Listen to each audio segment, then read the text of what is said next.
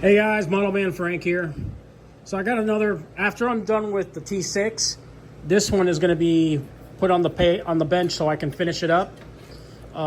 This was started by somebody that I know, and I ended up picking up the plane.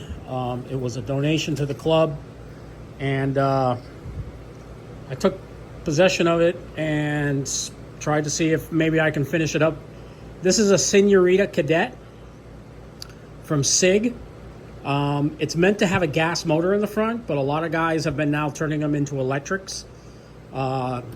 This gentleman had actually set the plane up to be able to put batteries and everything like that in here.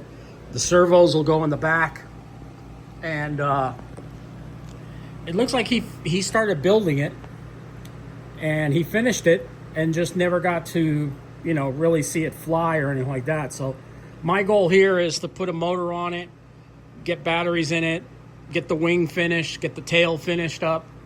And it is an old design, but it looks like he reinforced this area with plywood. This looks like doorskin plywood. He reinforced the where the wing is bolted on. This wing was never meant to be bolted on. It would have dowels that would go through here, and then you would rubber band it on. So he did a good job. He made a little cleft that actually goes under here to hold the wing in place, and then he would bolt the wing in place right here. So it's got a dihedral to it. Planes that have ailerons don't really need to have too much dihedral, maybe like 5%.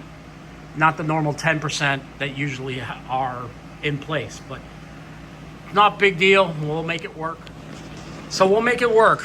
I've already installed the nose gear. I have to get some screws that are longer than this. This is the motor I'm going to be using, but I needed to come out a little farther. So I am going to take these and see if I can find a threaded rod that's a little longer so I can set the engine out farther. And yeah, it'll have this one's an 880 kV. I think that's enough motor for this plane.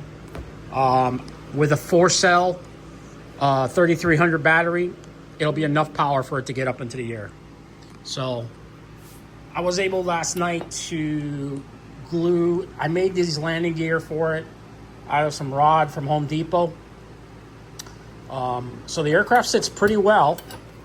And it doesn't need any weight right now. It will set on its nose and it will sit on its tail. So I think maybe the plane will be a little nose heavy once I get the battery in.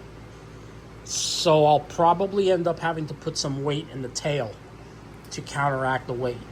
Because if the plane sits on a nose this quickly, without much, we'll see how it goes. But we'll see how it goes. Yeah, exactly. Let's see how it goes.